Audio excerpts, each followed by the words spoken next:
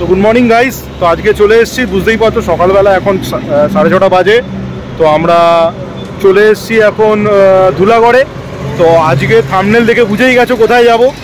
তো আমাদের এখন গন্তব্য বাড়ি মন্দাসুরু।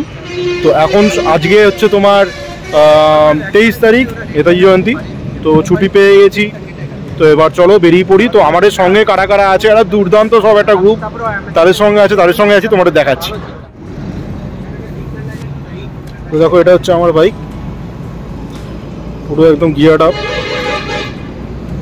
এইখানে হচ্ছে তোমার আমাদের সঙ্গে যাচ্ছেন মিটিওর, এই যে দাদা,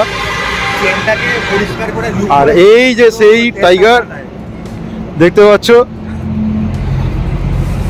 হাইলি ইকুইপড হিমালয়ান, প্যানিয়ার সব লাগানো। কত জেরি ক্যান।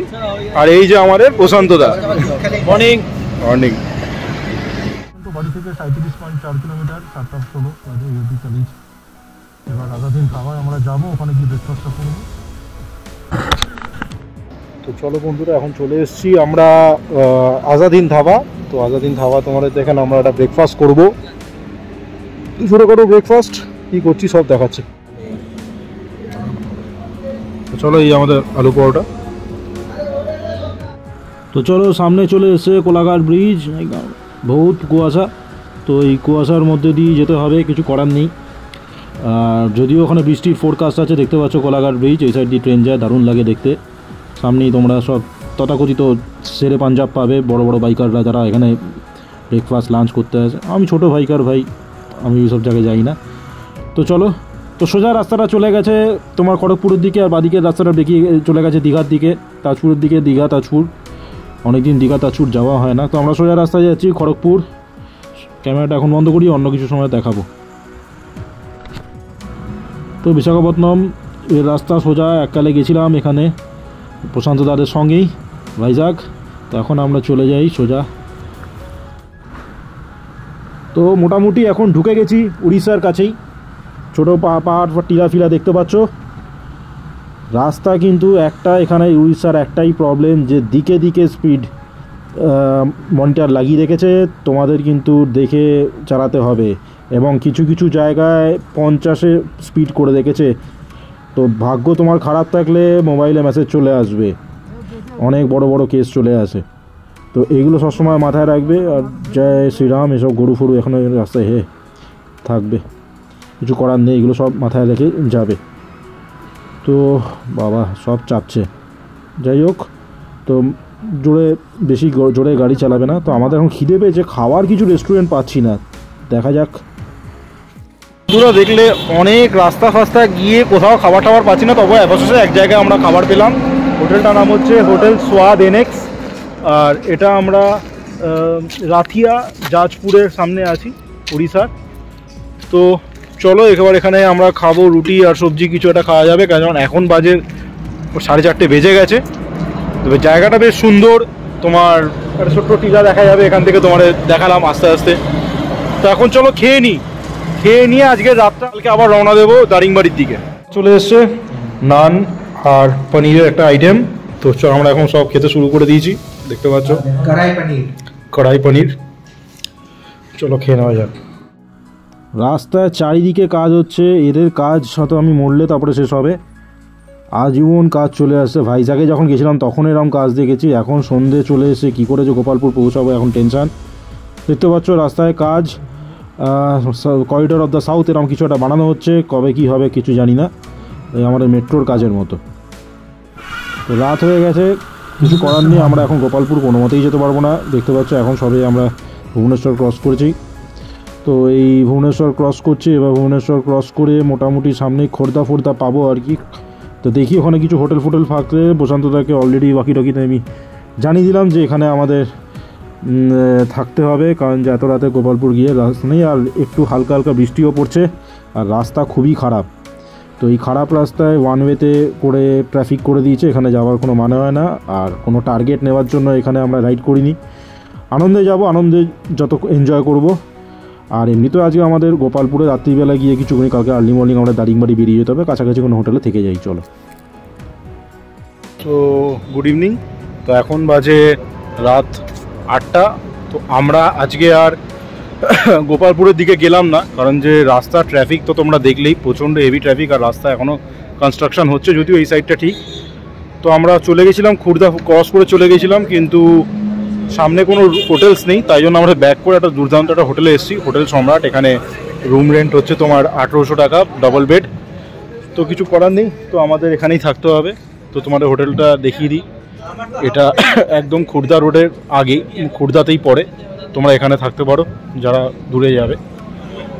তো কালকে সকালবেলা আমরা গোপালপুর যাব না, একদম ডাইরেক্ট দারিংবাড়ি চলে যাব।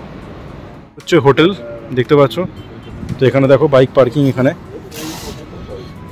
তো রুমগুলো সব ভেতরে দেখাচ্ছি। এটা হচ্ছে লবি, হচ্ছে আমাদের রুম।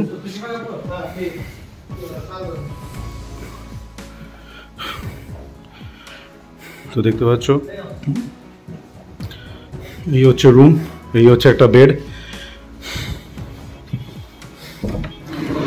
এখানে একটা তুমি বারান্দাও পাবে। সামনে দেখো আরো বড় পার্কিং এরিয়া, আর এই সামনেই পুরো হাইওয়ের সামনেই হচ্ছে তোমার হোটেলটা।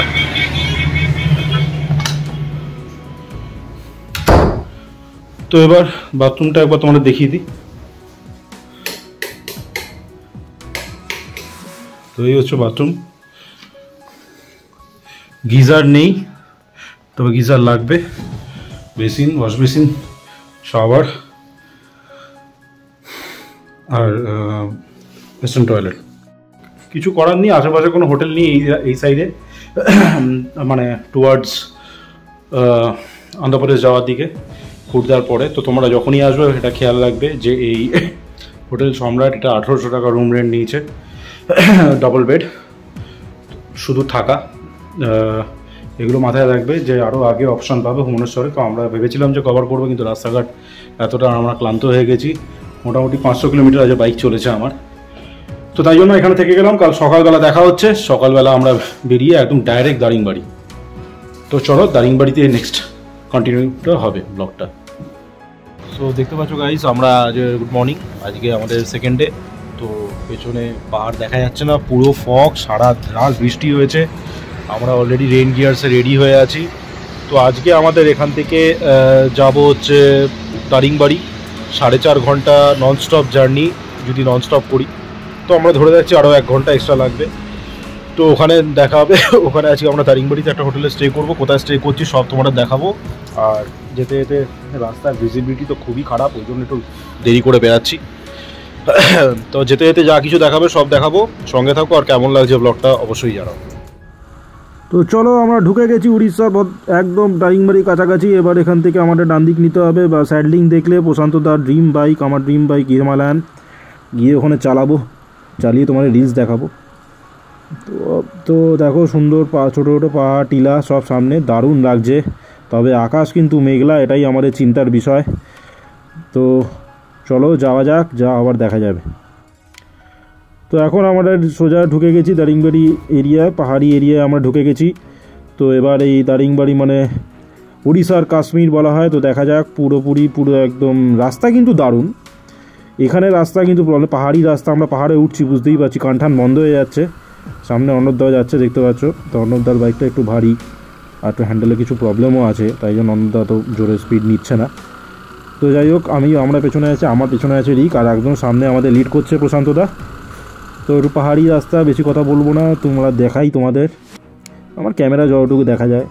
যদি তোমরা ব্লগ সাবস্ক্রাইব করো, যদি কোনো দিন কোনো স্পন্সার পাই, বা যদি কোনো দিন ইউটিউব থেকে মনিটাইজ করতে পারি, যদি একটা গোপ্রো যদি নামিয়ে নিতে পারি ভাগ্যের জোরে, তাহলে আরও হয়তো ভালো ভিডিও করতে পারবো।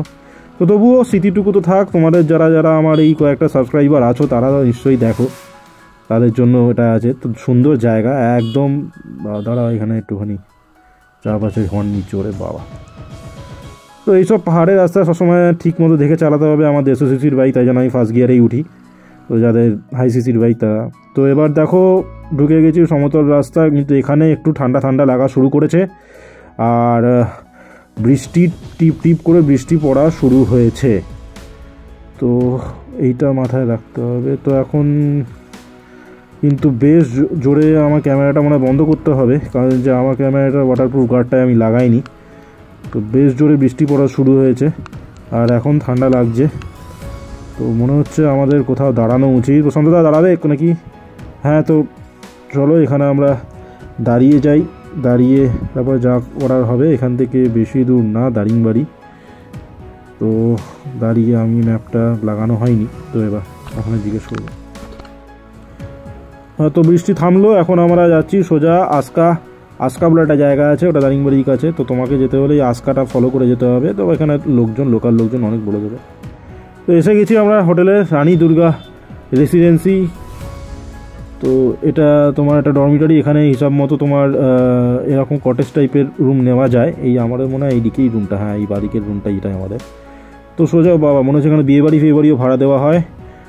তো চলো বাইকটা পার্ক করে নিই, পার্ক করে তোমাদের হোটেলের সব কিছু তো যেমন আমি প্রতিটা ব্লগে দেখাই ডিটেল সব কিছু, রেন্ট সব থাকবে আমার ডিসক্রিপশন লিঙ্কেও থাকবে, আর এই ভিডিওর নিচেও তোমরা দেখতে পাবে যে কোথায় কি আছে। তো চলো অ্যাট লাস্ট চলে এসেছি দারিংবাড়িতে, দেখতেই পেলে রানী দুর্গা রেসিডেন্সি, তো শহরের মধ্যেই। তো যেহেতু এখন অনেক সন্ধে হয়ে গেছে, তাই জন্য আজকে আর কোনো স্পটে আমরা দেখতে যাবো না। তো কালকে এখানে 2-3টে স্পট আছে, দেখবো, দেখে আমরা একদম মান্দাসুরু চলে যাব। তো এখন তোমাদের এই হোটেলটা ভালোভাবে দেখিয়ে দিই, রুমসগুলো কী আছে। দেখো এখানে হচ্ছে আমরা বাইক পার্ক, আর এই পেছনের দিকেই হচ্ছে আমাদের রুম। তো তোমরা সব কিছু দেখিয়ে দিচ্ছি। হোটেলটা এখনও কনস্ট্রাকশানে হচ্ছে, কত কি রেট সব তোমাদের জানাচ্ছি, সঙ্গে থাকো।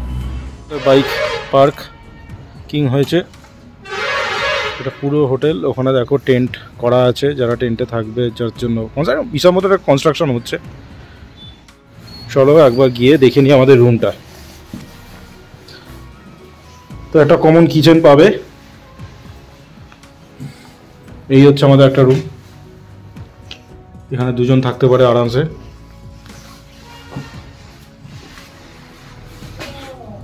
আর এই হচ্ছে আর একটা রুম, এখানেও দুজন থাকতে পারে, চেয়ার টেবিল সব দেওয়া আছে। এবার বাথরুম আছে তোমার এইখানটা, কমন বাথরুম ইউজ করতে পারবে। বাথরুমে সব তোমাদের দেখিয়ে দিই, বললাম কনস্ট্রাকশন হচ্ছে সব। তো এটা হচ্ছে বাথ,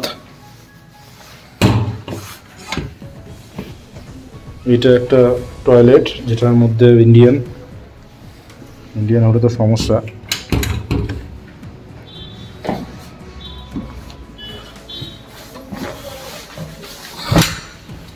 আচ্ছা যাক, এটা হচ্ছে ওয়েস্টার্ন টয়লেট, বেসিন সব পাবে। তো এই যে গিজার। তো এখানে তোমাদের রুম রেন্টসগুলো বলে দিই। এখানে অনেক রকমের রুম পাবে, যেটা আমরা আছি সেটা যথেষ্ট সস্তা। যে রুমটা এখানে তোমাদের 2000 টাকা পুরো এই কটেজটা, মানে পার হেড। তোমরা 4 জন আছি, তো আর 500 টাকা করে পড়লো। এবার খাওয়া দাওয়া তোমরা বাইরে থেকে খেতে হবে, কারণ যেখানে রেস্টুরেন্ট আছে। এখানে 3500 টাকারও রুম আছে, 1600 টাকারও রুম আছে। সব কিছু নম্বরস সব কিছু তোমাদের আমি দিয়ে দিয়েছি, দেখতে পাচ্ছ নিচে। আর সব কিছু ডিসক্রিপশন লিঙ্কেও পাবে। তো চলো গুড মর্নিং। আজকে পরের দিন আমরা বেরিয়ে পড়ছি সাইট সিইংয়ে। আর এখানে আমরা এসেছি পাতাবন্ধা ফল। বাপরে বাপ, ওয়েদারের অবস্থা খুবই খারাপ এবং রাস্তাঘাট তো দেখে মনে হচ্ছে। তো এখানে দেখো পাতাবন্ধা ফলে তোমার এন্ট্রি টিকিট হচ্ছে 20 টাকা। কাঠবাজির জায়গা এসব, পুরুলিয়া এসব জায়গায় কিচ্ছু ছিল না, এখানে এক একটা জায়গায় এন্ট্রি। তো কিছু করার নেই। তো রাস্তাঘাট একদমই খারাপ, আর তার উপরে বৃষ্টি হয়েছে, ছিটেফোঁটা বৃষ্টি এখনও পড়ছে। তো এখানে আমার গাড়িও 2-3 বার ভরকেছে, যদিও পেছনের টায়ারটা একটু ভালো লাগিয়েছে, ওগুলো অত কনফিডেন্স পাচ্ছি। তো এগুলো সব মাথায় রাখবে। কিন্তু জায়গাটা দারুণ, মানে অতটা তোমার ভালো লাগবে কিনা জানি না। পুরুলিয়ার মতোই জায়গাটা। তো তো যাই হোক, তোমাদের অবশ্যই ভালো লাগবে। সামনে পুরো পাহাড়ে ঘেরা, পাহাড়ের ওপর দিয়ে বাইক চালাতে পারবে। উড়িষ্যা ল্যান্ড অফ মানে সি বিচ মনে হয়, কিন্তু এইসব জায়গাটা ছোটো পাহাড়, আমরা জানতাম না। তো এখানে একটু দাঁড়িয়ে যাই। তো দেখো এবার আস্তে আস্তে সবাই নামছে।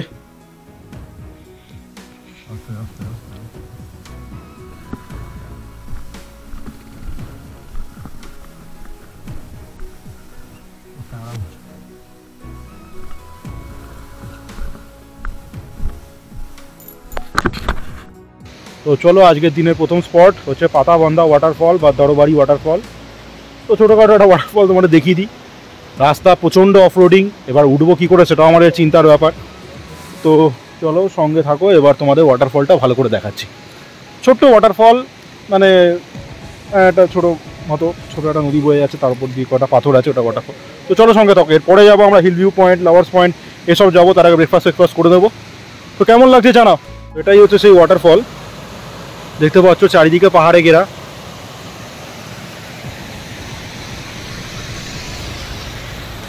টিম টিম করে সূর্য, যদিও আজকে একটুখানি মেঘলা। আর ওখানে দেখতে পাচ্ছ আমাদের বাইকার বন্ধুরা সব এসে গেছে।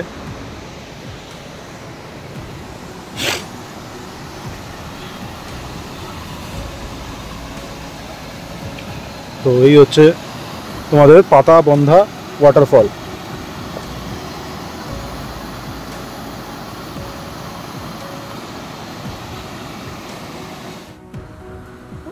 তো স্পটটা দেখে বেরিয়ে যায়, এবার যাচ্ছি। দুর্দান্ত জায়গা, দুর্দান্ত। দেখো খালি ভিউটা দেখো, পুরো একদম পাহাড় কেটে পাহাড়ের মাঝখান দিয়ে রাস্তা, মানে ওহ লাভলি। দারিংবাড়ি ইউর লাভ, দারুণ দারুণ দারুণ জায়গা। এসব জায়গা আসলে তোমরা বুঝবে, সুন্দর পুরো একদম রাস্তা মাখনের মতো। এর মধ্যে গিয়ে বাইক চালানো না, বাইকার্সদের জন্য ছোটোখাটো একটা জায়গা, দারুণ। দেখো এই সাইডে দেখো, কে বলবে এটা মালভূমি এরিয়া, মানে একটা বেশ বড় বড় পাহাড়। আমরা তখন যাচ্ছি লাভার্স পয়েন্টে, জীবনে লাভার নেই, তাই লাভার্স পয়েন্টে যাই যদি কিছু পাওয়া যায়। এই আর কি মানলাম। এই তো দেখো সব দাঁড়িয়ে আছে বাইক ফাইক নিয়ে। তো রাস্তা দারুণ, দুপাশে পাহাড়, তার মাঝখান দিয়ে এরকম সুন্দর রাস্তা, কোনো এবড়ো খেবড়ো কিচ্ছু নেই। তো এর মধ্যে দিয়ে আমরা চলে যাচ্ছি। হালকা হালকা বেশ বৃষ্টি পড়েছিল, বেশ ঠান্ডা ঠান্ডা হাওয়া লাগছে। তো যদিও এর থেকে বেশি টেম্পারেচার কলকাতা আমার মনে হয়েছিল, রাত্রিবেলা একটু ঠান্ডা ছিল। তো চলো আমরা এখন এসে গেছি লাভার্স পয়েন্ট। দেখি এখানেও মাছগুলো কাটবাজি করবো মনে হচ্ছে। তো এখানেও টিকিট কাউন্টার আছে। এখানেও টিকিট নেই।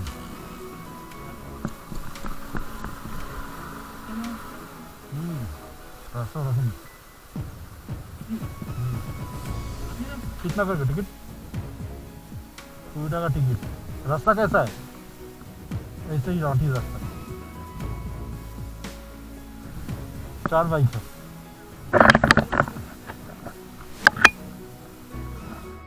তো চলো এবার রাস্তা চলে গেছি, সামনেই বলছে এই ওয়াটারফল লাভার্স পয়েন্টে। কেন এটা লাভার্স পয়েন্ট, কী জন্য একবার গিয়ে দেখি। তো চলো, রাস্তা ভালোই, কিন্তু খুব একটা দূরে না এখান থেকে মনে হয়। তো গাইজ আমরা এখন চলে এসেছি লাভার্স পয়েন্ট। দাদু বাদা জায়গাটার নাম, বেশি ভালোভাবে প্রনাউন্স করলাম না, অন্য চলে আসবে। তো এবার তোমাদের দেখাচ্ছি লাভার্স পয়েন্টটা কি, অনেকটা একই রকম। এই হচ্ছে লাভার্স পয়েন্ট।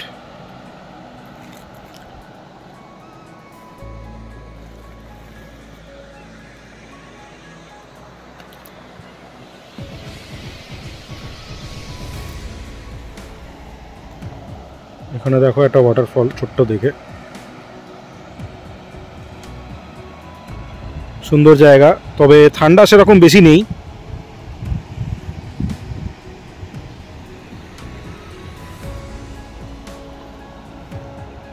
মতো এখানে আসবে, আবহাওয়াটা খুবই সুন্দর।